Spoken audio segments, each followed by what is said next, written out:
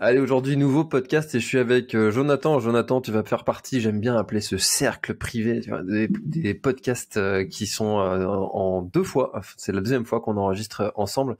Jonathan, on regardait juste avant en off depuis quand datait notre précédent épisode et ça remonte un petit peu et tu m'as dit qu'il s'en était passé des choses. L'épisode avait été publié le 13 août 2022, épisode 194. Je l'avais titré Aventurier, cascade de glace et traversée à vélo. Tu avais traversé l'Europe à vélo et puis tu nous avais partagé ta passion pour l'escalade sur les cascades de glace. Je suis très content de te recevoir parce que tu m'as dit il s'est passé plein de choses en un an et demi et puis du coup j'ai très hâte de découvrir tout ça. Comment vas-tu, Jonathan? Et super, écoute, et toi? Bah écoute, moi ça va, hein. Comme je te disais, là ça y est, l'hiver est quasiment en train d'arriver, ici ça caille. Moi j'aime pas trop cette période, les journées sont courtes, j'ai froid, en plus j'ai le syndrome de Raynaud là, tu vois, donc Ah ouais, ouais, toutes les histoires de cascades de glace, je me souviens et de ça, ouais. j'ai mes doigts qui tombent, tu vois, hein, on en avait parlé. Donc l'hiver c'est une période un peu compliquée, tu vois, j'ai même décidé d'arrêter de courir l'hiver, de faire Ah, des c'est trails ça. l'hiver. Ouais, ouais, ouais. Ok. Ouais, Oh, ouais, parce que à chaque ravito, j'avais j'ai mes doigts qui se rétractent là et ça me fait super mal et du coup, je prends pas de plaisir sur les trails l'hiver. C'est dommage parce qu'il y a des belles épreuves aussi l'hiver, mais ouais, ouais. puis c'est une chouette expérience le trail en hivernal. Alors c'est différent, hein, mais c'est chouette à faire. Ouais, puis il y a un côté, on va sauter dans la boue entre gamins, tu vois.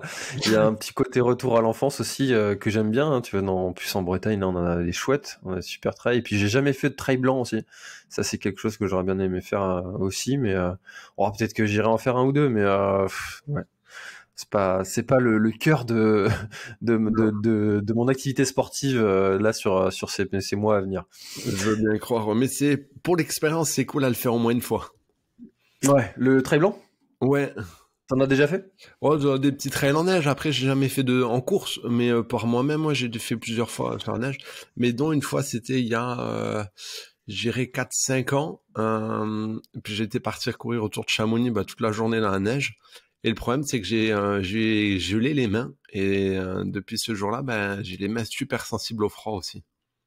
Ah, tu crois que c'est un jour en particulier, une expérience qui a fait que tu as développé une sensibilité Ouais, parce que j'ai eu des gelures. Ah oui, Pour quand ça. même, ouais, ouais, d'accord. Donc Donc, extrême ouais. un peu. Ouais. Non, mais c'était mon erreur. Je suis parti avec des tout petits gants et puis j'ai vraiment passé toute la journée dehors. Et le problème, c'est que même s'il fait pas très froid, tu sais, des températures entre -5 et 0 degrés, ça suffit largement à créer déjà des dommages, quoi. Alors attends, parce que gelure, tu vois, déjà quand j'ai mes doigts là qui se contractent et qui deviennent tout blancs, ça me fait super mal. Gelure, tu dois douiller quand même. Mais t'as vraiment les gelures degré 1, degré 2, degré 3. Et t'as le stade juste avant, c'est ce que j'ai eu en fait, c'est tu viens pas vraiment toucher les chairs, mais en fait tu brûles les nerfs. Et du coup, t'as ce côté douleur, mais aussi ce côté où tu perds totalement la sensibilité. Et on va dire que c'est le degré juste avant que la vraie gelure brûle les chairs et arrive, quoi. Donc en soi, c'est pas grave. Mais par contre, les nerfs, t'as des personnes qui les récupèrent assez vite, et t'as d'autres personnes qui les récupèrent jamais vraiment. Donc du coup, j'ai eu la même chose au pied. Par chance, je l'ai récupéré assez vite. Mais les mains, pas. Dès qu'il fait froid, en fait, je regèle très vite les mains. Et j'ai très vite des grosses douleurs. Putain, c'est quand même handicapant ça pour quelqu'un comme toi qui aime les aventures dans le froid. Ouais, mais écoute, j'ai appris à bien le gérer. Alors quand je vais sur des petites aventures à la journée ou quand je vais courir là en hiver, je fais pas vraiment attention parce que je peux pas prendre des gros gants ni rien. Mais par contre, quand je suis vraiment en expé, je fais attention. J'ai des grosses moufles et puis je me connais. Du coup, maintenant, j'arrive à bien gérer l'effort et à gérer ce côté un petit peu handicapant. Et au final, c'est pas plus un souci que ça, quoi. J'ai juste appris à le gérer, à savoir le repérer et à le récupérer assez vite. Et en fait, tu vois, j'ai remarqué un truc, c'est que c'est souvent, enfin c'est tout le temps même, dans les moments où je vais être le plus inactif. Tu vois, par exemple, là, en ce moment, je suis à fond dans le bois là, parce que il y a eu la tempête chez nous là, et puis il y a des arbres qui sont tombés partout là, et j'en profite pour faire un peu de bois là pour l'hiver dans deux, trois ans. Et en fait, pendant que je suis en train de couper, tu vois, je suis actif et tout, il y a pas de problème. Mais alors, par contre, dès que je m'arrête, c'est là que ça vient. Et tu remarques la même chose, toi? Non, Parce que des fois, je peux être... Enfin, après, tu me diras, quand je vais courir, les mains sont pas vraiment actives, mais je peux transpirer, avoir chaud partout, mais avoir les mains où j'arrive pas à les réchauffer, quoi. Donc, Ah, d'accord. non, je sais pas s'il y a ce côté actif ou pas actif. Je saurais pas te dire pour le coup ça. Ouais, je pense qu'il y a une histoire de circulation du sang aussi qui s'accélère et puis peut-être que les extrémités sont un peu plus irriguées et quand tu t'arrêtes, il doit se passer un truc dans le corps, là, une rétractation des... Je sais pas. Ouais, Faudrait que je ressorte un cardiologue pour voir. mais c'est toujours en fait les extrémités où tu commences à avoir froid en premier parce que le cœur va chercher à alimenter les organes vitaux. Et en fait, les extrémités, les côtés périphériques, c'est pas important pour le cœur, donc il irrigue beaucoup moins. Et c'est pour ça que tu attrapes froid en premier aux pieds et aux mains. C'est pour ça que des fois, plutôt que de chercher à avoir plus de gants, plus de couches ou quoi, en fait, faut juste garder en mouvement tout le corps. Et en fait, si t'as pas froid au corps, en général, les extrémités vont être bien. Donc, plutôt que mettre une autre paire de gants, vaut mieux peut-être rajouter une veste ou quelque chose comme ça. Ouais, c'est ça. Souvent, même on voit souvent des gens qui sont. Ça, c'est un truc, tu vois, je comprenais pas. Quand j'ai commencé la course à pied, je voyais des coureurs qui avaient débardeur manchette. Tu vois et il y avait l'épaule, elle était nue, tu vois. Donc, et tu as débardeur manchette. Je comprenais pas le principe et débardeur manchette gant, quoi. Et en fait, je pense qu'il doit y avoir un truc dans cet esprit-là, quoi, de réchauffer les avant-bras, les bras pour Bah, limiter les souffrances au niveau des mains pour ces coureurs-là qui doivent avoir froid aux mains assez vite. Je sais pas. ouais, puis tu sais, t'as toujours l'artère qui passe au niveau sous le bras, au niveau de l'humérus, si je dis pas de bêtises. Oui, Donc, du c'est coup, ça. si tu mets cette part au chaud, ça te protège indirectement, ouais, je pense. Hmm. Bon, bah du coup, tu vois, on est parti là, ça fait 7 minutes, direct dans la conversation. Est-ce que tu pourrais, s'il te plaît, te présenter pour tous ceux qui n'auraient pas écouté l'épisode 1 qu'on a fait ensemble? Ouais, et puis depuis, il y a eu un petit peu de changement. Mais moi, c'est Jonathan, j'ai passé ma trentaine récemment, là, il y a un petit mois de ça. Et aujourd'hui, je suis aventurier à temps plein. Donc, je me suis vraiment lancé là-dedans. C'était un projet que j'avais depuis quelques années, que j'avais préparé. Et on va dire que cette aventure à vélo que j'avais fait par le passé m'avait gentiment amené sur cette piste-là. Et aujourd'hui, j'ai monté mon entreprise, donc je fais ça avec ma copine. On s'est tous les deux lancés dedans, on a quitté notre boulot, on est vraiment là-dessus. Et du coup, aujourd'hui, le but, c'est de faire des aventures, des expéditions autour du monde sur différents biotopes, donc le polaire, les montagnes. On a plusieurs projets avec aussi tout ce qui est kayak, vélo, différentes activités. Et derrière ça, c'est de proposer des conférences sur tout ce qui est sujet type se dépasser, sortir de sa zone de confort, rêver grand, le plaisir, tout ce genre de topics qui sont qu'on retrouve et dans le milieu de l'aventure et dans le milieu soit professionnel, soit personnel, et d'organiser aussi de temps en temps quelques petits stages outdoor. Trop bien. Eh ben, écoute, là, je crois que rien qu'avec ça, on a déjà pas mal de sujets de conversation, parce que c'est un vrai sujet, tu vois, tout ça là. T'as dit un truc qui a fait tic. T'as dit j'ai quitté mon boulot, mais en fait, t'as juste changé de boulot parce que c'est un vrai travail Ouais. d'être à plein temps. Et souvent, on a l'impression que il est aventurier, il se promène sur son vélo et puis c'est tout quoi.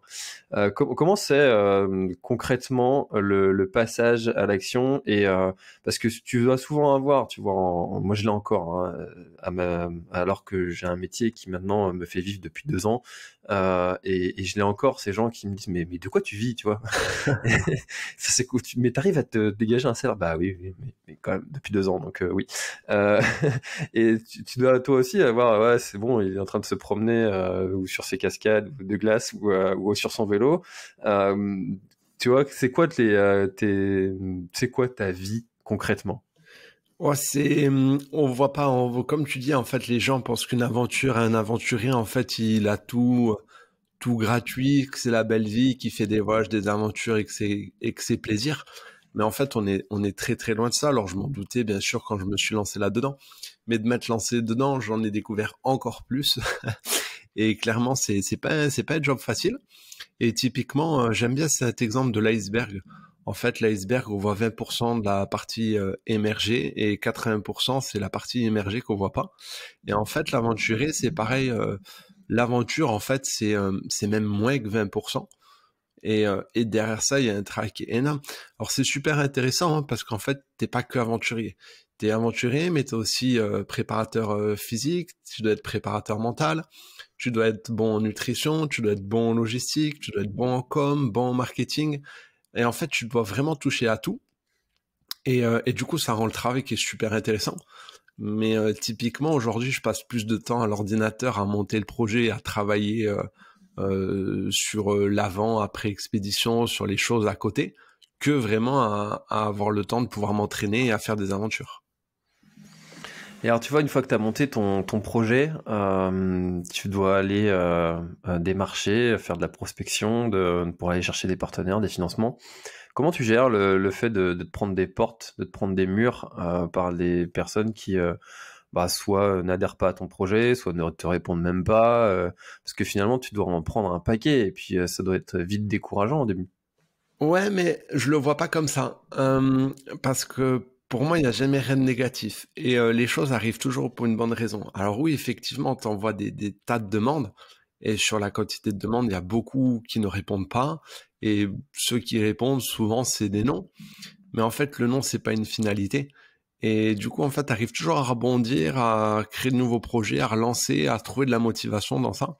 Et en fait, c'est ces moments, c'est des vagues, en fait. Il y a des moments, tu es sur l'eau de la vague, des moments, tu es dans le creux. Et en fait, tu sais toujours que tu vas reprendre une autre vague derrière. Donc, au final, t'arrives pas vraiment à t'essouffler. Et puis, tu as toujours ce bon entrain pour aller chercher ça.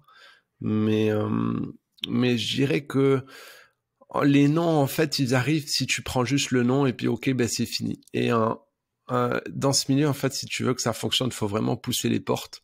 Et il faut vraiment pousser. En fait, c'est comme ça que ça fonctionne, quoi. Moi j'aime bien la technique, j'avais entendu, je sais plus où j'ai entendu ça, c'est la technique du pitbull. Tant que la personne ne t'a pas donné un autre nom à qui aller accrocher, à qui aller mordre, et ben tu le lâches pas. Et tu vois, dès qu'elle t'a donné un autre nom vers qui une autre personne vers qui aller, hop, tu la lâches et puis bon, tu passes à autre chose. Mais c'est vrai qu'il faut avoir sacrément de la persévérance quand même, hein, et puis croire en son projet à fond. Ouais. Il faut vraiment avoir ça, surtout quand tu commences de zéro, en fait. Quand tu commences que tu as soit un passif, soit des connaissances, soit quelque chose, ben, tu y vas un petit peu plus facilement. Mais quand tu démarres de zéro, que tu rien et que t'es rien, il faut vraiment faire ta place. Et du coup, effectivement, je crois que tu as mis le doigt sur le mot qui résume tout, c'est la persévérance. Et en fait, ouais, il faut en avoir à 100%. Parce que je te donne un exemple par rapport à ce que tu me dis, là, la technique du pitbull. On a un de nos sponsors, au début, on les a contactés. Alors, on a mis beaucoup de temps à papoter, à réussir à entrer en contact avec eux. Puis, une fois que tout s'est fait, bah, c'était non, votre projet est chouette, mais voilà, on peut pas vous soutenir. Puis, ok, bon, pas de souci, je prends le nom, mais je reviens dans 2-3 mois. Et 2-3 mois après, je reviens.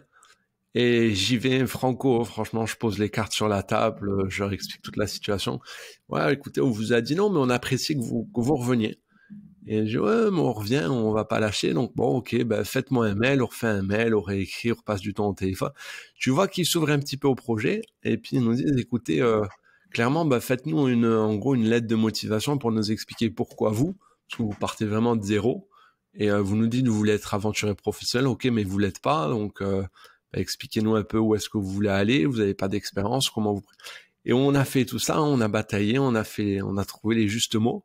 Et au final, ben aujourd'hui, on travaille avec eux et ils sont super contents qu'on soit leur ambassadeur. Hmm. C'est qui les marques ou les partenaires, les entreprises qui financent ce genre de projet? Parce que il doit y avoir un profil un peu de marque où finalement c'est assez divers. Non, c'est vraiment divers. Après, aujourd'hui, on travaille pas sur le sponsoring financier. On travaille juste avec des marques d'équipement pour nos aventures. Et je pense qu'il faut juste faut être authentique, faut être soi-même en fait. Et moi j'attache une importance particulière à toujours dire la vérité. Et donc du coup, faut pas avoir peur de jouer carte blanche, de dire qui on est, ce qu'on fait, ce qu'on veut faire. Et puis je pense que c'est le mieux. L'authenticité, il y aura rien de mieux pour avoir quelque chose dans la vie. Et alors, jour zéro, tu te dis, tiens, bon, ça y est, ton projet, il est passé. Enfin, du coup, c'est jour J+1, on va dire. Ça y est, t'as fini un projet.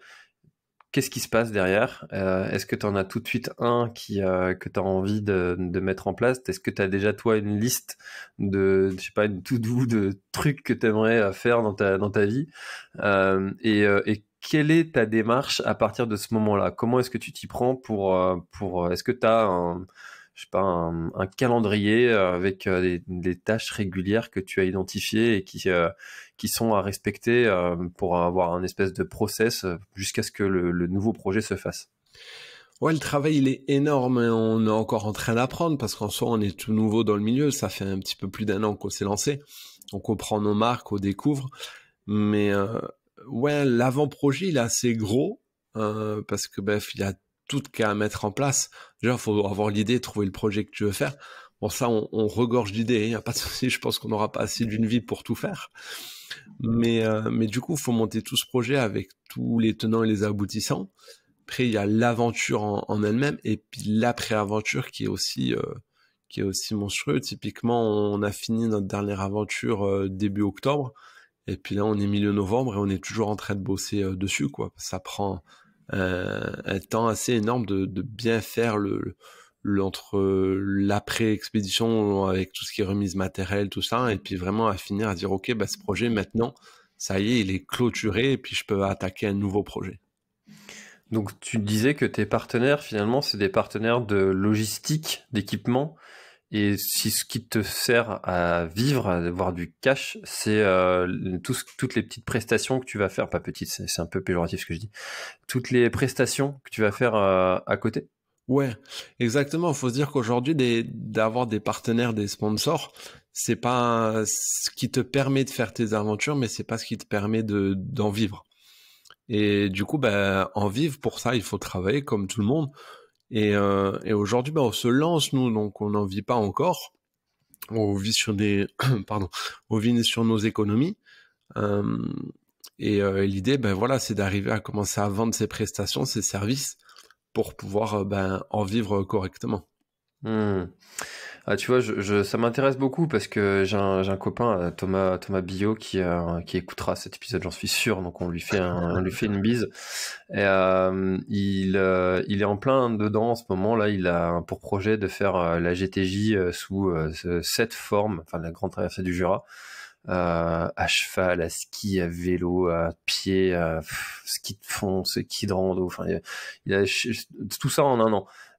Donc forcément, il est en plein dedans dans cette recherche de partenaires, voilà. Et c'est hyper intéressant de savoir bah, finalement comment tu t'y prends et qu'est-ce que tu fais pour y arriver, parce que il y en a plein en fait des aventuriers qui ont envie de se lancer dans des défis comme ça. T'as pas toujours besoin en fait de faire des trucs. On ne te demande pas de traverser l'Amazonie à la nage, quoi. Hein. L'Amazon plutôt. Mais c'est intéressant parce que je pense qu'il y a plein de personnes qui s'y retrouveront dans ce que tu fais. Et alors du coup, Et juste pour ouais, rebondir par dis-moi. rapport à ce que tu dis, tu résumes très bien la situation parce que nous, on se considère pas comme des aventuriers extrêmes. Je prends le cas de Mike Horn ou de Börje Ousland où ils partent sur des traversées du pôle Nord ou de l'Amazonie. On n'est pas ce genre d'aventurier extrême. On est monsieur, madame, tout le monde. La différence en soi, c'est que nous, on a juste décidé d'en faire notre métier, mais on fait des aventures. Alors, c'est des petites aventures en comparaison d'autres grands aventuriers. C'est aussi des grandes aventures en comparaison de quelqu'un qui va juste faire une randonnée. Mais l'idée, voilà, c'est pas toujours d'être le meilleur dans son domaine, c'est juste d'être authentique et de faire ce qu'on aime faire. Et typiquement, je pense pas qu'on a besoin d'être le meilleur pour ça. C'est juste de donner un message. Nous, le message qu'on veut vraiment donner, c'est vraiment d'inspirer les gens à réaliser leurs rêves et à se lancer dans la vie qu'ils désirent. Et pour ça, on fait des aventures. C'était notre rêve. On a pris les devants. On a eu le courage de se lancer là-dedans. Et en fait, c'est ce que tout le monde peut faire. C'est juste avoir ses rêves et en fait se lancer dedans. Bien sûr, ça fait peur. Bien sûr, c'est des sacrifices. Mais au final, tout le monde peut le faire. Et c'est vraiment ce message qu'on veut donner en tant qu'aventurier. Et le deuxième message aussi en tant qu'aventurier, parce que c'est notre devoir, c'est de prendre, de protéger notre planète au mieux qu'on puisse. Et derrière, c'est aussi de donner ce message d'espoir qu'on peut faire quelque chose pour notre planète, que notre planète est belle, et d'inspirer tout le monde à la protéger, quoi. Et pourquoi les gens n'osent pas, selon toi? On se laisse vite prendre. Si on prend typiquement nos modèles, le modèle sociétal qu'on a aujourd'hui, c'est en gros la trentaine, il faut qu'on ait une carrière, il faut qu'on ait un appartement ou une maison achetée, qu'on soit en couple, soit qu'on ait le projet d'enfant ou au moins qu'on ait l'animal de compagnie pour démarrer cette vie. Et aujourd'hui, c'est tellement ancré dans nos sociétés que si t'as pas ça, tu vas prendre des remarques. Ah, mais pourquoi tu fais ça? Ah, mais c'est pas normal. Ah, mais c'est bizarre. Ah, mais tu devrais te poser. Et au final, faut pas qu'on monte nos vies par rapport aux autres ou par rapport au modèle. Faut juste qu'on crée la vie qui nous corresponde, qu'on veut. Mais aujourd'hui, la pression est telle que c'est dur de se lancer, ça fait peur. Et puis c'est toujours quelque chose de difficile quand t'as un boulot, t'as la sécurité, tu sais que t'as ton salaire à la fin du mois qui tombe, tu sais que t'as ta petite vie où t'as pas beaucoup de danger, et puis on est confortable dans cette zone de confort et ça fait peur d'en sortir. Et du coup, c'est ça qui empêche, je pense, les gens, parce que tout le monde rêve, mais la différence, c'est qu'il y en a quelques-uns qui réalisent ces rêves et d'autres qui juste passent leur vie à rêver. Et nous, c'est ce on veut pousser les gens à montrer qu'en fait, tout le monde peut rêver, mais tout le monde peut réaliser ses rêves. Et alors après, il y a des rêves plus... On n'a pas besoin de dire qu'on veut monter l'Everest. Si son rêve, c'est juste dire, j'ai jamais fait de bivouac seul, mon rêve, c'est de partir faire une nuit en bivouac seul. Si on peut réaliser ce rêve et que nous, on peut inspirer certaines personnes à dire, ouais, j'en suis capable, je vais aller le faire. C'est l'idéal. Et tu vois, l'autre jour, j'étais à un dîner justement après avoir bûcheronné chez un copain. Ça va revenir souvent ce sujet du bois là dans ma vie en ce moment. Et puis je discutais avec une nouvelle rencontre qui avait son copain qui nous avait filé un coup de main aussi. Et puis on échangeait et elle nous a partagé qu'elle était sur un nouveau projet pro. Elle a lancé une boutique en ligne de revente d'équipements pour, de trucs pour les bébés. Ça s'appelle Coccinelle et Coquelicot. D'ailleurs, je vais le nommer comme ça si jamais vous voulez aller voir. Et elle partageait un petit reel sur l'envie d'avoir au moins 100 abonnés. Et puis en fait, tu vois, c'est tout nouveau son truc. Et en fait, je lui disais que moi je suis à 7005 maintenant, un truc comme ça sur Insta.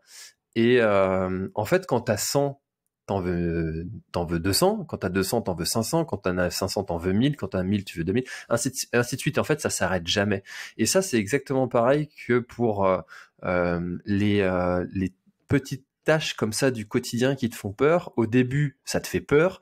À la fin, ça devient un truc un peu normal où tu te dis, oh, en fait, je me mettais la pression pour pas grand chose. Et tu vois, j'ai un autre exemple. J'ai quelqu'un là dans une autre formation que j'ai fait qui avait peur de créer son auto-entreprise. J'ai dit, attends, mais si tu délègues ça coûte 50 balles à quelqu'un qui va te le faire, ça prend en moins d'une semaine, c'est bon, t'as ta structure, tu commences, tu te lances, ça y est, c'est parti, t'y vas, quoi. Qu'est-ce que t'as besoin de te prendre la tête pendant 3 mois à te demander si tu vas le faire ou pas le faire? Fais-le! Et puis au pire tu te plantes, c'est pas grave, on verra ce qui se passe derrière. Et tu vois, j'ai de plus en plus de mal à comprendre et à savoir pourquoi les gens n'osent pas, quoi. Allez-y, faites, à passer à l'action. Et c'est du coup, c'est un sujet là, tu vois, que tu abordes et qui est pour moi hyper important, hyper central. Toutes ces personnes qui hésitent à aller faire tel ou tel try, mais vas-y, plante-toi, abandonne, c'est pas grave. Tu sais pourquoi tu auras abandonné, tu sais comment il faudra revenir plus fort. Et c'est un vrai sujet ça qui en ce moment m'intrigue. Mais il y a quelque chose qui est simple, c'est le pire, c'est quoi? Et en fait, une fois que tu as trouvé ton pire, tu sais qu'au final, il est pas bien méchant. Typiquement, ben, quelqu'un qui veut, je sais pas, je te donne un exemple, qui rêve d'aller rencontrer cette personne. Oh, mais je rêve, mais j'arriverai jamais. Ben, ose lui écrire. Au pire, qu'est-ce que tu vas risquer? De pas recevoir une réponse ou alors de recevoir un non. Et au mieux, tu risques de recevoir, ah bah allez, viens, on peut se rencontrer. Donc c'est, en fait, faut oser. J'aime bien, il y a cette phrase de Rémi Camus qui prend, c'est oser, c'est gagner. Et en fait, ça résume tout. C'est qu'au pire, dans tous les cas, on aura toujours appris quelque chose et on aura eu le courage de le faire et on sera fier de nous. Donc, en fait, il n'y a jamais de risque à tenter, quoi. Et aujourd'hui, on est safe dans nos sociétés. Du coup, on aura toujours une porte de sortie, toujours une roue de secours, un échappatoire. Et au final, comme tu dis, il faut se lancer, il faut oser. Et c'est le mieux.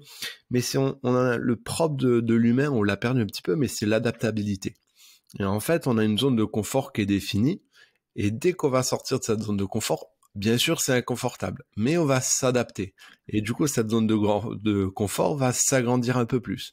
Et au fur et à mesure, à chaque fois qu'on va sortir, oui, on va devoir s'adapter, ça va demander un effort, mais au final, cette zone de confort va s'agrandir.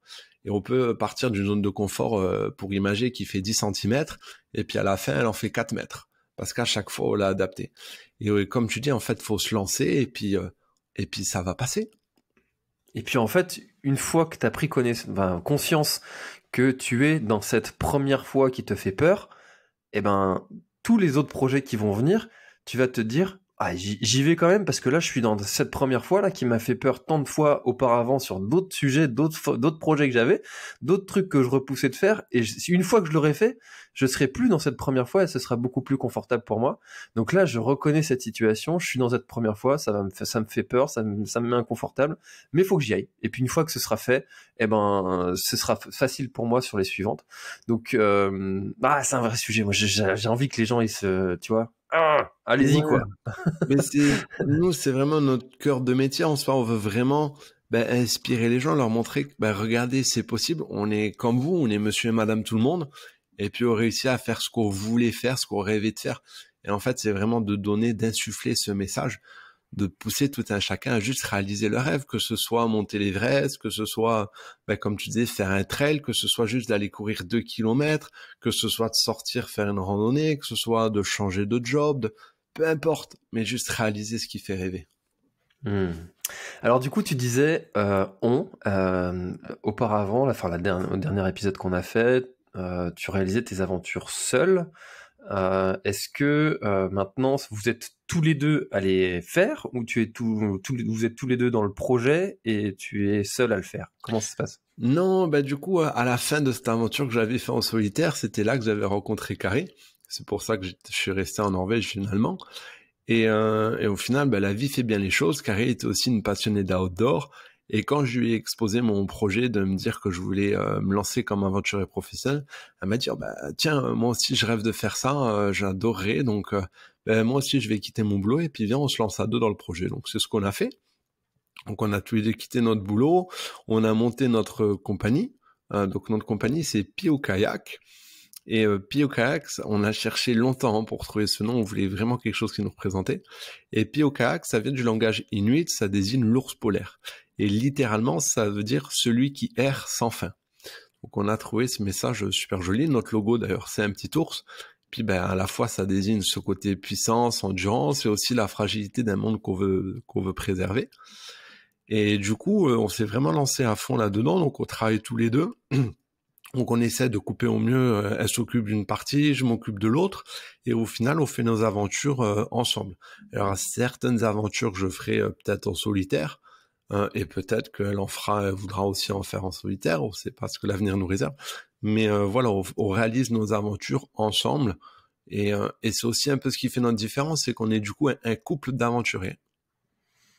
Ah, je vois une photo de vous deux là, t'as la barbe remplie de glace et elle, les cheveux, t'as l'impression qu'ils peuvent se casser rien qu'à les plier, ses cheveux tout blancs. Moins 36 degrés il faisait sur cette photo.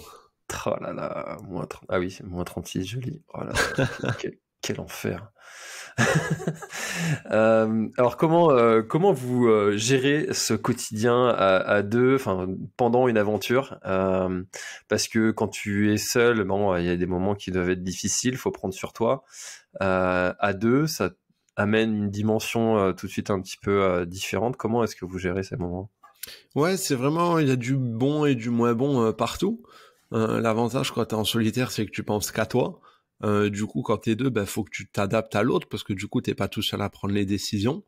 Mais en même temps, quand t'as un moment de mou, tu sais que t'as l'autre sur lequel tu peux te reposer un petit peu. Puis tu divises un petit peu le travail, donc tu gagnes en énergie. Donc au final, c'est un équilibre à trouver. Après, l'avantage, c'est que dans la vie de tous les jours, on est ensemble, donc du coup, ça se fait assez facilement.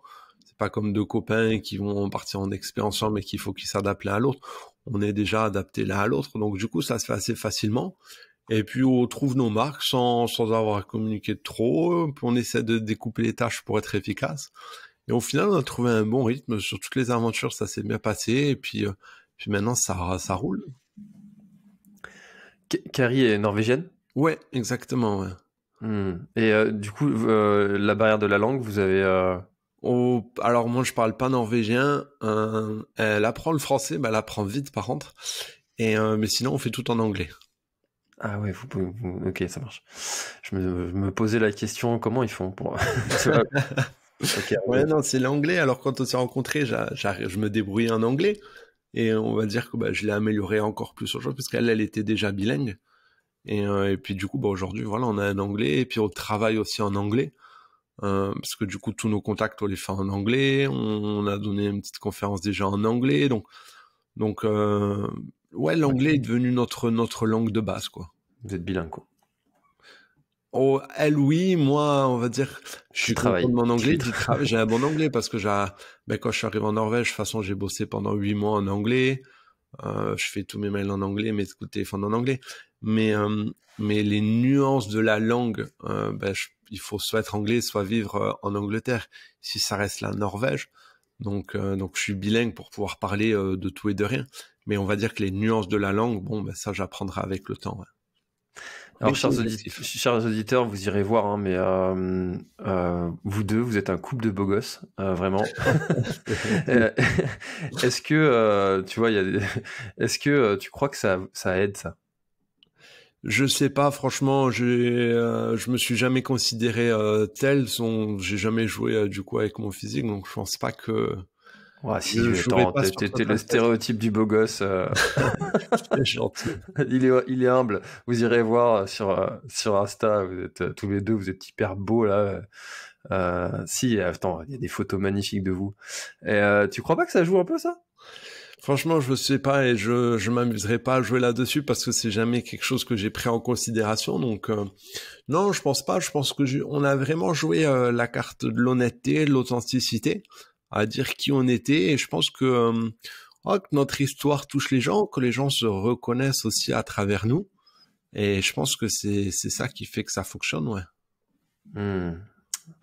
Eh ben, écoute, très cool tout ça. En tout cas, je vous souhaite plein d'aventures à deux comme ça va être génial de pouvoir partager ensemble sa passion. D'ailleurs, tu dirais que c'est grâce ou à cause d'ailleurs de toi qu'elle a osé se lancer dans l'aventure ou elle était déjà dans cette démarche avant et elle en avait déjà fait avant? Non, elle en avait pas fait, non. Alors, les Norvégiens de base sont des gens qui aiment l'outdoor, qui randonnent beaucoup, qui sont habitués à être dehors, quelles que soient les conditions météo. On va dire que c'est inscrit dans leur gène, mais non, elle avait jamais fait. Elle a beaucoup voyagé seule en voyage, mais elle avait jamais fait d'aventure et du coup, elle s'est lancée. Je lui ai appris, je continue de lui apprendre. Elle prend aussi son expérience de son côté.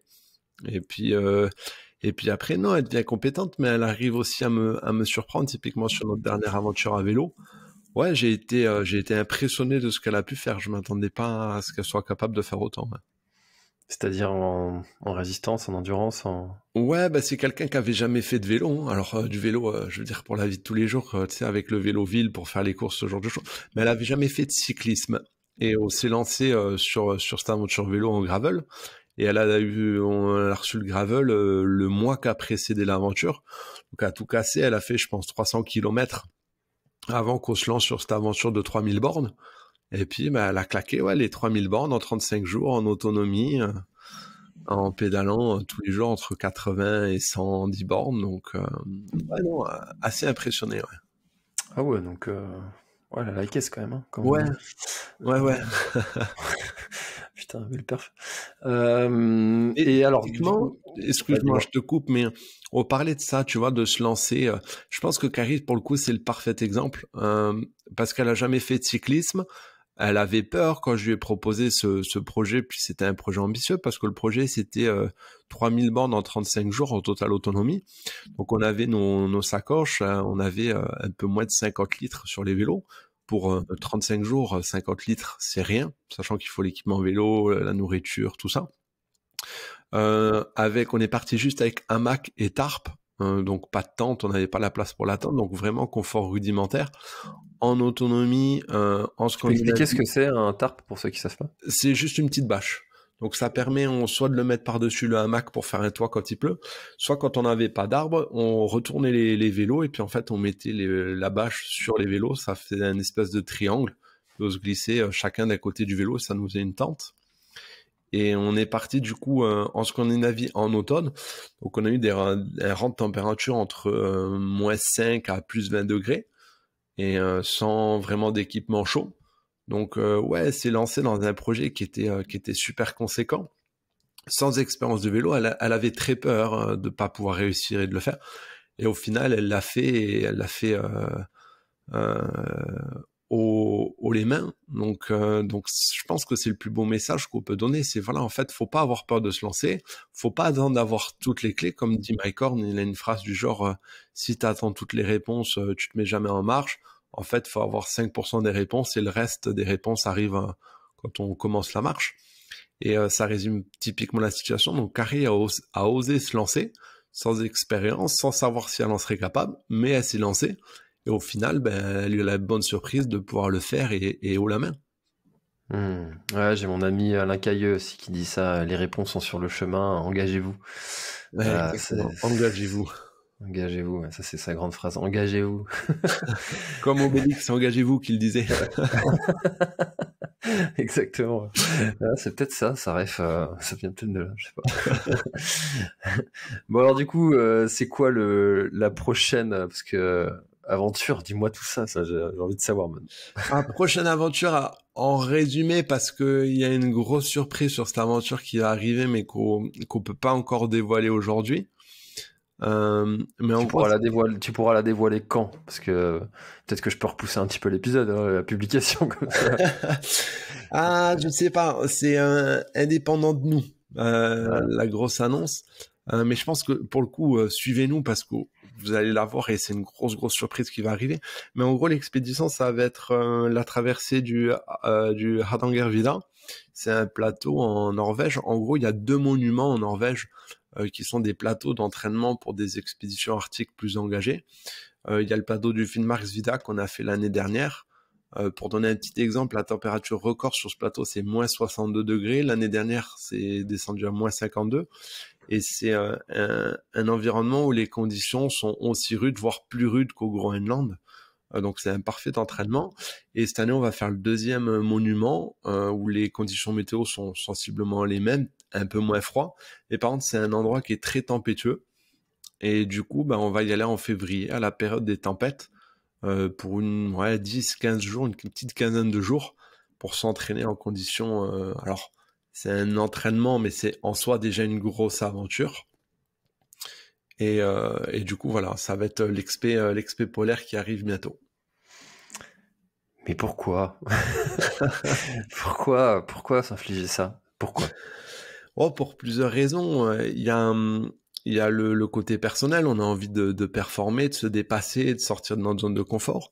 Il y a quelque chose avec le polaire, j'en avais parlé dans l'épisode précédent par rapport à la glace, il y a quelque chose de fascinant avec le froid, avec la glace, avec la neige. Et quelque chose sur lequel on est en train de travailler, c'est qu'on a envie de donner un aspect scientifique à cette aventure, parce que pour nous, comme je te disais, en tant qu'acteur de l'outdoor, on veut vraiment prendre soin de la planète, et du coup, on veut donner un aspect scientifique à cette aventure pour faire avancer la recherche sur le climat. Et pour donner un exemple, pour montrer à quel point la nature nous tient à cœur, on a récemment parrainé la plantation de 100 arbres, hein, parce que ça nous tient vraiment à cœur de prendre soin de cette belle planète. Et du coup, on veut donner cet aspect-là à cette aventure et ne pas faire qu'une aventure sportive, mais une aventure humaine, sportive et scientifique. Ça se situe où les plateaux là en Norvège? Je suis en train d'essayer de regarder sur Google Maps. Bergsida, c'est vraiment tout au nord de la Norvège. C'est juste l'arrivée, en gros, elle se fait un peu sous Alta. Et Hardangervidda, c'est en plein milieu, en gros, c'est à la latitude de Bergen. Ok, Alta, j'ai trouvé. Ça marche. Ah ouais, effectivement, c'est vraiment tout en haut. Mais ça doit être hyper beau, tous ces petits fjords là. Ouais. Incroyable, c'est un pays magnifique, mais tu parlais que tu te sens vite pas dépressif, mais que tu ressens ce manque d'humidité, ce froid venir. Bah là, typiquement, à la latitude où on est, il fait jour à 8h30 le matin et il fait nuit à 3h, 3h30. Et les journées vont aller encore plus en se raccourcissant. Et les températures en ce moment, on est entre -5 et -10. Putain, mais ils vivent toute l'année comme ça, les gens là-bas. Ouais. Vraiment. C'est rude, moi même Rude. si j'aime ça, le physique n'est pas habitué, je reste un mec du sud de la France et du sud-ouest et du coup le corps est quand même habitué à la luminosité et ici c'est physiquement, même si j'aime ça, c'est rude. Ouais, je pense que c'est un peu comme pour beaucoup de situations, quoi. Faut y être né Ouais, pour pouvoir le supporter comme ça au quotidien, quoi. ouais, C'est c'est difficile. Mais à l'inverse, l'été, il y a le soleil de minuit et c'est chouette. c'est quoi le soleil de minuit? Il fait jamais nuit. Ah oui. Il fait jour Oui. H24 et ça c'est assez fantastique. Et puis même la nuit polaire quand il fait toujours nuit. Alors il fait jamais nuit noire toute la journée. T'as quand même 2-3 heures, c'est du crépuscule, mais tu vois pas le soleil. Là, je suis en train de me balader dans les rues là avec Google Maps. En fait, on pourrait penser que c'est un quartier de chez nous. Les toits sont en ardoise. Ouais. Les Ouais, maisons sont en bois, par contre, toutes les maisons. ouais. Ouais, ça a l'air d'être joli hein, comme endroit. Ouais, ça Parfois, ouais. reste un pays incroyable. C'est vraiment une destination, la Scandinavie, à faire une fois dans sa vie parce que c'est vraiment beau. Ah, tu vois, j'ai des amis là qui ont, eux, c'est des passionnés de voyage en van. Ils ont un compte Insta. Là. Je fais beaucoup de pubs pour mes potes en Insta. Là. C'est la Van Family et ils sont vraiment tombés amoureux de cet endroit, la Norvège, la Suède, tous ces pays-là. Revenons sur ton aventure. Quelles sont les choses difficiles auxquelles enfin, vous vous attendez de traverser pendant cette aventure? Oh, le vent, ça va être un paramètre très difficile à gérer parce que les vents peuvent être très forts, donc le ressenti du froid, le facteur éolien, un -0 avec un vent peut se faire ressentir -20. Donc du coup, ça peut faire du très très froid. Et puis ça complique tout aussi pour l'avancée, à gérer avec les équipements, les vêtements, à gérer avec la mise en place de la tente, la protection. Donc ça va être un facteur qui va être très difficile à gérer. C'est C'est usant le vent aussi dans les oreilles quand tu Ouais, passes ton temps mais je avec le pense que vent. le plus dur, c'est quand tu es vraiment sur le blanc et que tu as les jours blancs. Je pense que c'est le plus difficile à gérer mentalement, plus que le vent. Les jours blancs, c'est C'est quand il fait tout blanc, il y a vraiment un contraste qui se met en place et en fait, t'as plus de différence entre le ciel et le sol. Et en fait, c'est blanc partout. Donc, t'es le seul point de couleur, mais du coup, t'as plus aucun repère sur le relief, donc tu vois pas les bosses, tu vois pas les trous, et puis c'est très difficile à gérer. dangereux. Dangereux, ouais, aussi, ouais. Et du coup, il faut vraiment être très axé soit sur le GPS, soit sur la boussole, mais pour pas se perdre. Tu fais comment t'as ça un GPS, t'as une montre, c'est comment ton système d'orientation? Ouais, alors je suis encore old school. J'aime bien ma carte papier et ma boussole, mais oui, on a aussi le GPS et du coup, bah, on travaille entre les deux. L'important quand tu travailles sur carte boussole, c'est qu'il faut toujours que tu saches où t'es et le moment où t'es perdu, bah, tu mets un coup d'œil sur le GPS, comme ça, tu peux te resituer facilement, quoi. C'est vraiment la combinaison des deux qui fait que tu restes safe. Ouais, parce que le système carte boussole, enfin moi je suis très mauvais enfin je suis plutôt bon en suivi de traces GPS, mais avec les quelques off que j'ai pu faire, mais par contre en suivi de carte, j'y connais rien.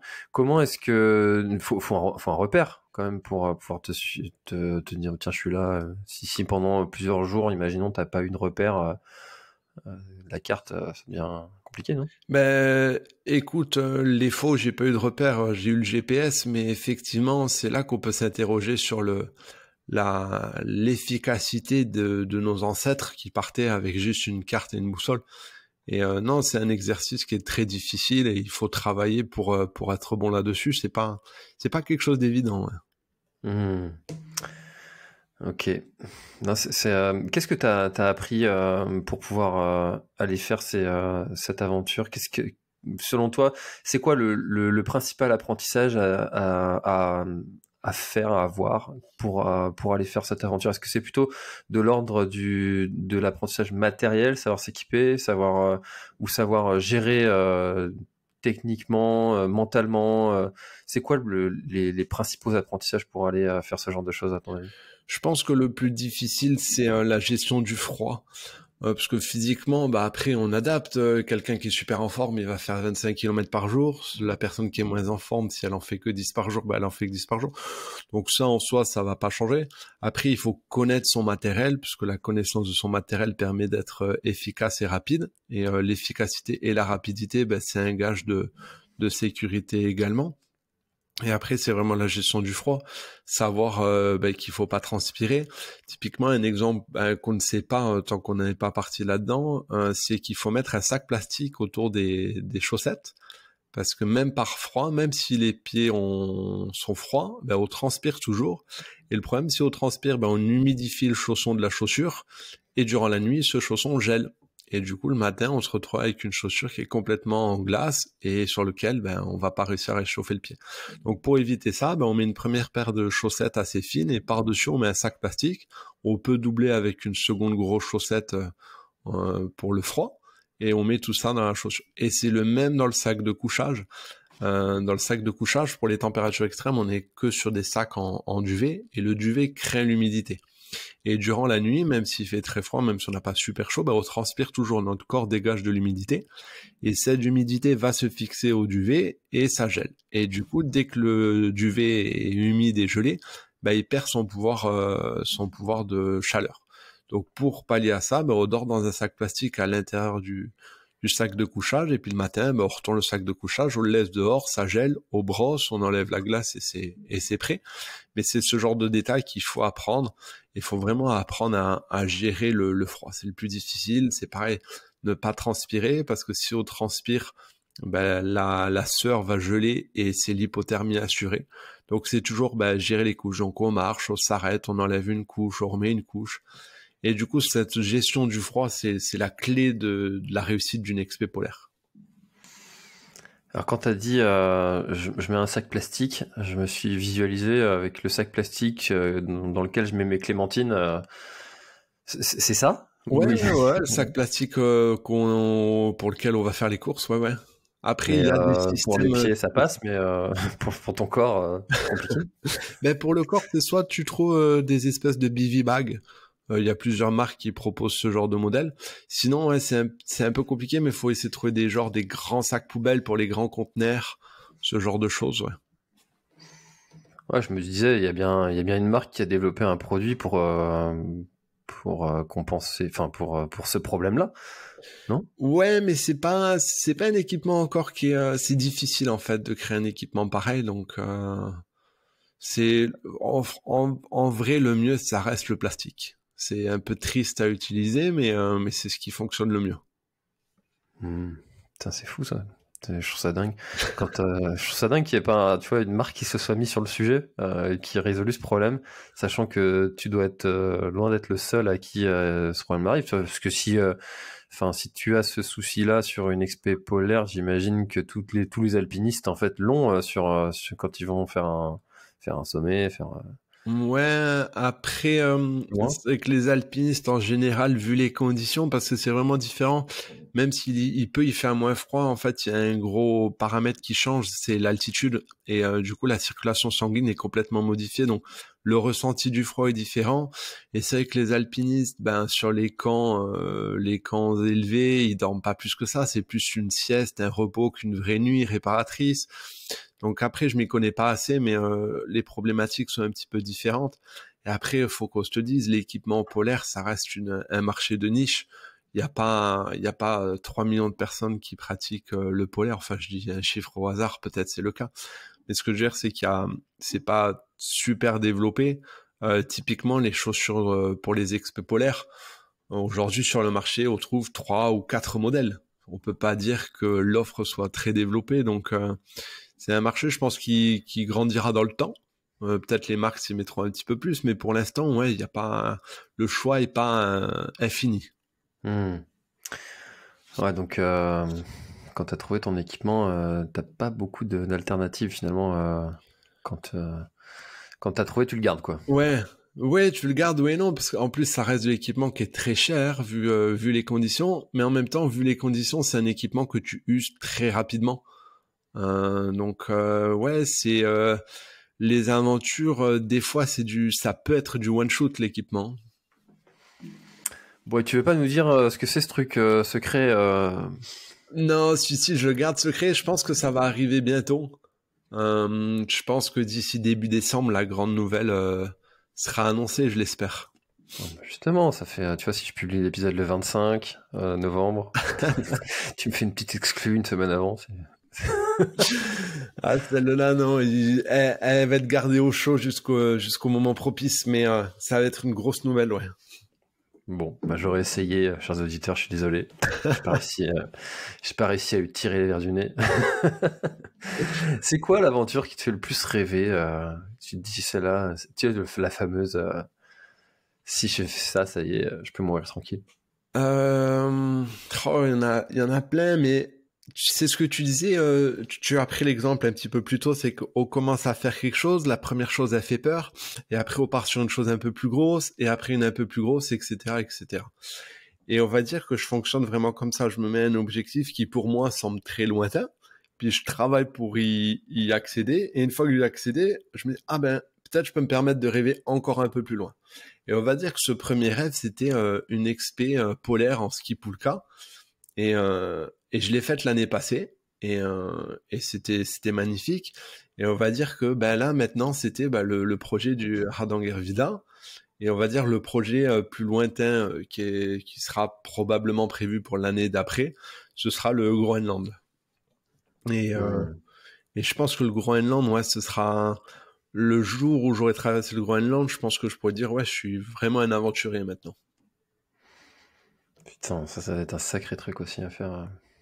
Il y a beaucoup qui l'ont fait, ça? Le Groenland, ouais, ça reste quelque chose de commun, entre guillemets, mais après, il y a toujours la façon de faire. J'attache une très grande importance à la façon de faire. J'avais la même pour l'alpinisme, que j'ai toujours d'ailleurs. Mais pour moi, si je prends le cas de l'alpinisme, il y a 2 alpinismes. Il y a l'alpiniste qui va aller en sortie guidée, qui va juste suivre, et puis il y a l'alpiniste qui, lui, je pense, représente une petite portion de l'alpinisme, peut-être 20-25%, qui va faire l'alpinisme par lui-même. Ça veut dire qu'il va l'idée, qu'il va prendre les décisions, qu'il va prendre les risques, qu'il va préparer la course, etc. Et aujourd'hui, sur l'aventure, on est un petit peu pareil. Il y a beaucoup de personnes qui se lancent sur des traversées polaires, sur des aventures à droite à gauche, mais qui le font soit avec une entreprise type tour opérateur, soit avec un guide. Et du coup, il y a moins de personnes qui font les choses par eux-mêmes. Et pour moi, il y a beaucoup plus de reconnaissance de faire quelque chose peut-être de beaucoup moins grand, mais de le faire par soi-même, que de le faire en sortie guidée. Je préfère quelqu'un qui va me dire, moi j'ai fait 5 jours de trek par moi-même, que quelqu'un qui va me dire, moi j'en ai fait 35, mais voilà, j'étais avec un guide et tout ça. Mais c'est ma façon de voir les choses, ça veut pas dire que c'est la bonne, c'est juste la mienne. Mais c'est vrai qu'il y a souvent une opposition un peu dans ces façons de faire entre les puristes qui veulent un peu revenir comme si tu revenais aux sources du truc, quoi. Et puis ceux qui ont alors peut-être des fois moins de temps aussi à consacrer pour l'organisation. Oui. Mais comme tu dis, en fait, c'est juste 2 façons de faire et l'important c'est de faire. Ouais, et il y en a pas une qui est bonne, une qui est mauvaise. Chacun on a notre propre façon de faire. Et ce qui est important, c'est de se reconnaître là-dedans. Après, le reste, on s'en fiche. Ouais, je suis tout à fait d'accord avec ça. Mais c'est intéressant, parce que c'est vrai que souvent on a tendance à mettre un peu en opposition, mais Ouais, mais l'important. c'est ça, c'est souvent, mais en fait, je sais pas si c'est très français ou si c'est quelque chose, tout le monde, mais on est vraiment souvent soit du blanc, soit du noir. Mais en fait, il n'y a pas que du blanc ou du noir. Dedans, entre le blanc et le noir, il y a des centaines de nuances de gris. Et en fait, il n'y en a pas une qui est bonne ou une qui est mauvaise. En fait, on a tous des façons de faire. Et c'est ça qui est joli en même temps, c'est on est tous différents. Après, je crois que ça, c'est des discussions de réseaux sociaux. Tu vois, avant, on aurait appelé ça des discussions de comptoir, mais maintenant, c'est des discussions de réseaux sociaux. Souvent, sur les réseaux sociaux, les gens sont soit blancs, soit noirs. Alors qu'en vrai, dans la vraie vie, quand tu parles aux gens en vrai, beaucoup sont, comme tu dis, dans des nuances de gris, quoi. Ouais. Ça, il n'y a jamais personne qui te parle comme on te parle sur les réseaux sociaux, tu vois. Non. Ça arrive jamais, quoi. Non. Souvent, les gens se sentent protégés derrière l'ordinateur, mais en réel, ouais, c'est pas la même chose. Tu as des haters, toi? Non. Non, en vrai, j'en ai aucune idée. Je m'en fiche. Moi, le plus important, c'est de pouvoir me lever, d'être droit avec moi-même, de pouvoir me regarder dans la glace. Et après, le reste, les gens m'apprécient, je suis content. Et puis, s'il y a des gens qui m'apprécient pas, bah, je continue mon chemin et je vais me lever pareil le matin. Hein. Non, je me disais pourquoi on t'aimerait pas. Enfin, je sais pas. Donc, Non, mais il y a toujours des gens, mais c'est pas grave. On est tous pas dans la vie comme toi. Il y a des gens qui te critiquent. On a tous ce genre de choses. L'important, c'est d'avoir son cercle, de pouvoir être bien avec les gens, bien avec soi-même, et le reste après, ça arrive. Hein. et sur quoi tu pourrais faire mieux dans tous les aspects de ta vie?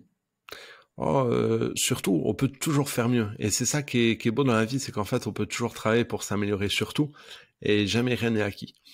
Et Et là, si tu y avait quelque chose là en ce moment, là, tu te dis tiens, je suis un peu moins bon là-dessus, là, faudrait que je fasse mieux.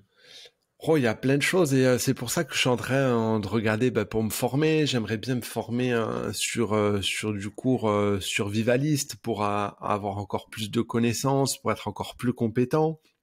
J'aimerais bien me former.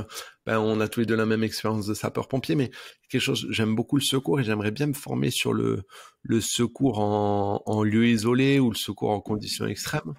Donc il y a plein de choses et on peut toujours s'améliorer sur plein de choses. Je l'ai vu encore sur ma dernière aventure. Sur le physique, je suis en train de me relancer un plan d'entraînement parce que j'ai vu que sur certains points j'avais des lacunes. Donc c'est ça qui est chouette, c'est qu'on peut toujours travailler sur chaque aventure, on apprend et sur chaque aventure qu'on prépare, on doit se préparer d'une nouvelle façon, d'une meilleure façon. Donc c'est infini en fait. Tu connais Tony Bush? Non, ça me parle pas. Émotion. Je l'ai reçu sur le podcast, épisode 221. C'est un ancien des forces spéciales et qui a créé Émotion, et qui vend maintenant des kits de soins médicaux, et qui c'est un expert dans justement le survivalisme. C'est un ancien commando marine, et il a développé ça. C'est un épisode que je te recommande, de 221. Ouais, je note ça. Et voilà, je pense que vous auriez plein de choses à vous dire tous les deux. Ouais, et puis moi j'aime beaucoup, je suis passé par l'armée, par les pompiers, et puis j'ai une très grande estime de ces personnes qui ont des carrières comme ça, de force spéciale, où je suis juste impressionné par ce genre de personnes, c'est incroyable. Ouais, c'est vraiment quelqu'un de bien, Tony. On devait mettre en place quelque chose pour former les sportifs sur les trails, ultra trails, parce que tu vois, finalement le premier secouriste qui est là, c'est le gars qui a le dossard à côté de toi, et si t'as besoin d'aider quelqu'un, il faut savoir quoi faire, quand le faire correctement. Donc c'est quelque chose qui a du sens pour nous, et de mettre ça en place. Voilà. Mais bon, j'ai tellement de choses à vous j'ai envie de mettre en place. C'est difficile des fois de trouver le temps et de prioriser. Très cool. Du coup, qu'est-ce que tu aimerais ajouter Il y a une question, tiens. Est-ce que tu trouves que c'est un épisode réussi? Tu veux une réponse honnête? Ah si. Je me sens pas super bien avec ce que j'ai pu dire. Je sais pas si j'ai eu un bon discours, si mon message était clair, si les gens vont apprécier ce que j'ai dit, si... Ouais, non, je suis pas super fier de moi-même. C'est vrai? Ouais, mais peut-être que et j'espère que tu trouveras que l'épisode est chouette, mais je doute. Tu vois, on a beau faire plein de choses et on peut douter de soi-même et ça empêche pas de continuer à faire les choses. Donc, tu vois, on revient toujours à faut oser, faut se lancer et peu importe, on peut faire les choses. C'est le moment de se lancer.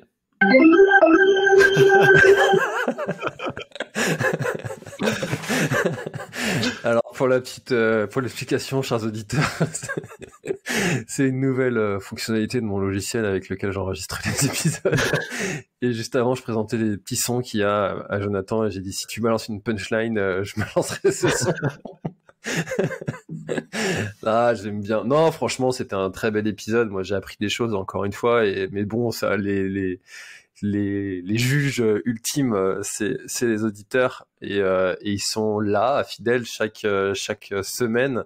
Donc, ce sera à vous de le dire, chers auditeurs, si vous avez aimé cet épisode. En tout cas, moi, j'ai trouvé ça très sympa. Est-ce qu'il y a quelque chose que tu aurais aimé ajouter à notre échange, peut-être pour le clôturer? Juste pour revenir, ouais, si moi je suis super ravi si je peux avoir des retours de certains auditeurs, de me dire que voilà, je suis parce que quand tu te lances en tant qu'aventurier, tu le fais pas seulement pour toi-même. Il y a un aspect, comment je peux dire, général parce que tu le fais. Alors bien sûr, tu as du plaisir dans ce que tu fais, mais tu le fais aussi pour apporter un message, pour apporter de l'inspiration, pour motiver les gens, pour leur permettre de voyager à travers tes yeux. Donc, si je peux avoir des retours sur ça et de me dire, en fait, ce job que je fais, il a du sens et puis, j'inspire des gens et puis les gens trouvent inspiration, apprécient le message, osent se lancer, m'écrivent me dire, j'ai écouté ton podcast et tu sais quoi, j'ai été faire mon bivouac alors que j'osais pas avant. Pour moi, c'est la plus belle des récompenses. Et si j'ai même ne serait-ce qu'un seul message, je pourrais me dire, en fait, ce que je suis en train de faire aujourd'hui, ça a du sens et je peux continuer à le faire, quoi. En tout cas, il y a besoin de gens comme toi qui font des aventures, qui racontent des histoires. Ça, c'est quelque chose que je répète souvent sur le podcast. L'être humain a toujours raconté des histoires au coin du feu, tu vois, le petit ancien qui raconte des choses aux jeunes. Et là, on est dans une ère où t'as pas besoin d'être un ancien et raconter des histoires quand même à tout le monde, de faire vivre des aventures, on en a besoin. Écoute, moi je trouve ça très cool encore une fois de pouvoir suivre des aventuriers comme toi dans vos aventures et dans vos délires que jamais je n'irai faire un jour. Il y en a d'autres qui me font envie, mais alors ça, traverser le Groenland. Mais tu vois, c'est un échange comme ça avec toi. Pour moi, c'est quelque chose de super inspirant. Parce que tu viens me dire que, par exemple, quelque chose que je fais, pour toi, c'est la Lune. Mais quand tu me dis ça, pour moi, j'ai une image de toi où tu es un sapeur-pompier de Paris, où tu es un ultra-trailer. Et pour moi, c'est l'élite. Et c'est quelque chose, waouh, je rêverais de pouvoir faire ça un jour, j'en aurais jamais les capacités. Et je trouve que c'est ça qui est super beau, c'est qu'on peut arriver à se faire rêver mutuellement. C'est ça, en fait, c'est marrant ça, parce que tu vois, on a chacun enfin, ça c'est un truc qu'on me dit souvent, tu vois, t'étais pompier de Paris, mais waouh! Et en fait, pour moi, bon, ouais, c'était un moment un peu dur de ma vie, surtout des moments de sélection, d'épreuves, d'examens, etc. Mais finalement, bon, c'est plutôt bien passé. Et en comparaison, il y a d'autres choses que certaines personnes vont faire. Et moi, je suis là, comme toi, par exemple, traverser le Groenland, waouh! Et en fait, on a chacun nos trucs comme ça où on peut inspirer et impressionner les autres. Alors, sans être forcément à la recherche de... Tu vois, si, on a tous besoin d'amour. Ça, faut pas se mentir. Hein, on a tous besoin de voir que des gens nous aiment. Ça, c'est... Mais sans forcément se dire ouais, j'ai besoin qu'on me dise que je suis le meilleur. Non, c'est pas ça. Le truc, c'est que chacun finalement a ses petites victoires, ses performances par rapport à d'autres, et on a tout ça à apprendre des autres. Et ce podcast est là pour ça. ces petites conversations de comptoir qu'on pourrait avoir, que j'adore. C'est vraiment ça l'idée de ce podcast. Non, mais c'est fantastique parce que ça fait des beaux échanges.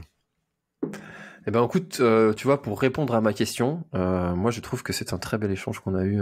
J'ai appris des choses, on a passé des messages, c'était encore une conversation simple, naturelle, comme je les aime sur ce podcast. Et puis, en tout cas, moi j'ai beaucoup apprécié. Donc, chers auditeurs, si vous avez apprécié, n'hésitez pas à le faire savoir et à aller envoyer un petit mot à Jonathan. Où est-ce qu'on te suit? Où est-ce qu'on te contacte, Jonathan? Oh, maintenant, on essaie d'être présent un peu partout, mais là où on est le plus présent, ça reste Instagram. Mais on a aussi une page Facebook, on a une page YouTube qu'on est en train de développer. Et puis après, on a notre site internet où on va retrouver toutes les informations sur qui on est, qu'est-ce qu'on a fait, qu'est-ce qu'on propose. Et typiquement, le site internet, on y a mis beaucoup de cœur, on a beaucoup travaillé parce qu'on l'a réalisé par nous-mêmes. Et du coup, ouais, on retrouve toute notre aventure au sens large là-dessus. Ouais, il est bien fait, votre site il est clair et il y a toutes les infos. Là, c'est la photo dans la page à propos où je dis que vous êtes un couple de beaux gosses. Tu vas voir, hein, tout le monde va les voir, hein, du coup. L'avantage, c'est qu'on a même fait le site en plus en trilingue. On l'a en français, norvégien, anglais. D'accord, ok. Et puis à YouTube, c'est aussi au nom de Fico. C'est pas facile à dire, hein, par contre. Pio Kayak. Eh ben parfait, tu l'as eu. Pio Kayak, c'est ça. Mais kayak, Q-A-H-I-A-K. Pas comme un kayak. Mais du coup, il y a la petite explication sur la page à propos sur pourquoi ce logo et pourquoi ce nom. Eh ben, plus un abonné sur votre chaîne YouTube, je viens de le faire à l'instant.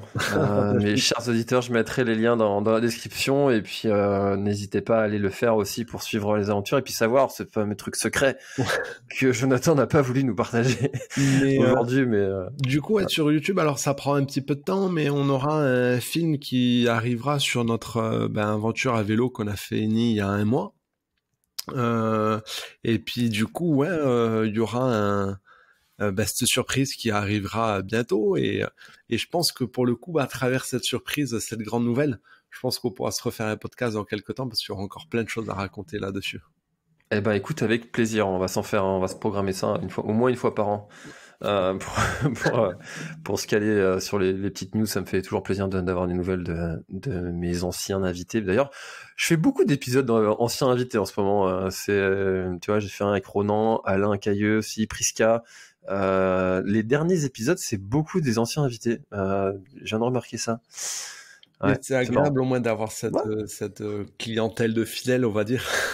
Carrément. Et c'est toujours un grand plaisir de passer à ton micro. Eh ben écoute, c'était un super épisode. Merci beaucoup encore une fois, Jonathan. Et puis on se dit à bientôt dans un prochain épisode mais pas au Groenland. Hein. Allez. Non. Mais ça me fera du bien d'être sur des températures un peu plus estivales aussi. Genre, c'est difficile d'être toujours dans le froid. C'est ça. Allez, à bientôt. Bye bye. À bientôt.